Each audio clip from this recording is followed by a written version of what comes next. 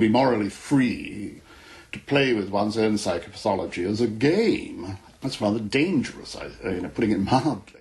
I first encountered J G Ballard in East Finchley Library in the early 1970s. His were just some of the bright yellow Gallant's SF titles that I toted home to read by flashlight under my own suburban covers.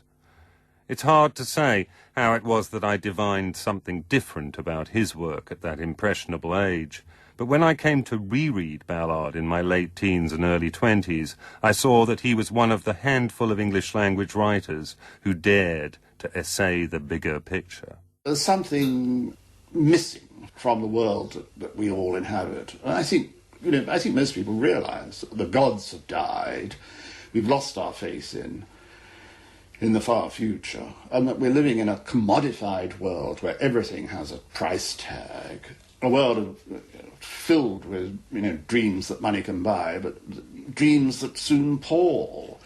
Life is probably meaningless, that we're an accident of fate biologically, and that societies that we inhabit, far from being sort of social structures that reflect sort of deep enduring needs, are in fact gimcrack, almost extemporized sets of rules that someone in charge of a lifeboat might impose on the survivors sitting around him. So many biscuits per day, half a pint of water.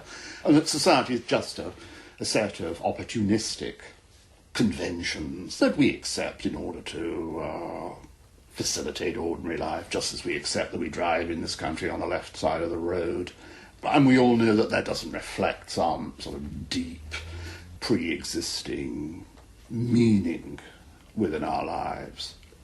I think most people realise that for all its complexity, contemporary society is an artificial construct that can be moved off stage at a moment's notice, as people find at times of war, as I found during the Second World War as a child in Shanghai. Reality is just a stage set that can be pushed aside, and a very different set of rules can then apply. Given the hollowness of existence, I think people are beginning to wonder, sort of, what does life really offer us in terms of its possibilities? Some people reach out to bizarre cults, others move into drugs, but these are all rather desperate remedies, and I don't think they touch the truth. Think of the universe as a simultaneous structure. Everything that's ever happened, all the events that will happen, are taking place together. We can die and yet still live at the same time. In 1994, like so many others before me, I went to Shepperton. If I was in awe of Ballard the writer, I found Ballard the man almost overpoweringly congenial. We talked non-stop for 3 hours.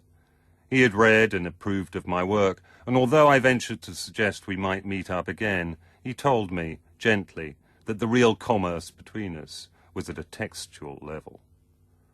Over the next decade or so we corresponded fitfully, his missives always postcards, usually of the destroyed paintings of the surrealist Delvaux, which he had recommissioned with some of his Empire of the Sun film money. When I eventually returned to Shepperton, Jim, as I then began to address him, was effusive. "Why don't you ever come and see me?" he cried. Over the next couple of years, until his death, we dined together occasionally. Ballard was cheerfully anti-establishment to the end. I remember, in a late conversation, asking him if he had ever been offered an honour, and he conceded that there had been noises about a CBE.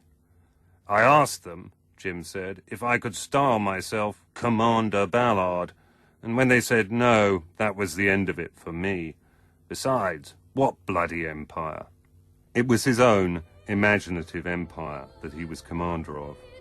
And in the weeks before his death, Ballard was planning further conquests, outlining another book that was provisionally entitled Conversations with My Oncologist.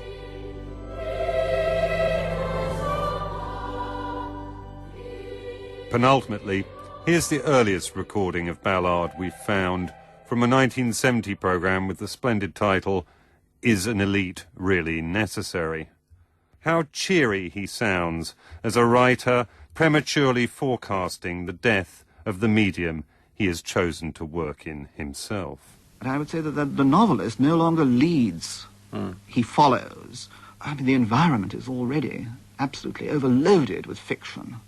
Enormous fictional structures of every kind. It doesn't matter whether it's the decor of an airline or a presidential candidate. I mean, how on earth could one sit down to write a serious novel, let's say, about the last presidential election, when the chief character himself was a fiction already created by somebody else? One's role already becomes second-hand. Therefore, the task of the writer, it seems to me, is much more that of selection, of trying to work out, almost like a scientist, what the reality behind this fictional mix is. What points of intersection are there, which really explain what is going on in this huge novel that we're living in.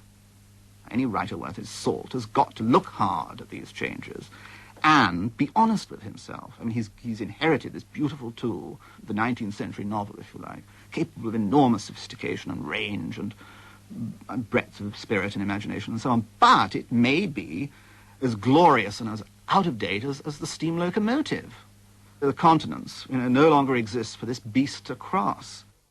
And finally, myths of the near future. Ballard, the dream weaver, plates together all the strange strands of time, of imagining, and of his own traumatized memories. I wish you could be here. This forest is filled with a deep marine light. I feel sure now that I shall never leave here. Crossing the garden yesterday, I found that I was dressed in light, a sheath of golden scales that fell from my skin onto the glowing grass. I'm really certain that there's a new kind of time here.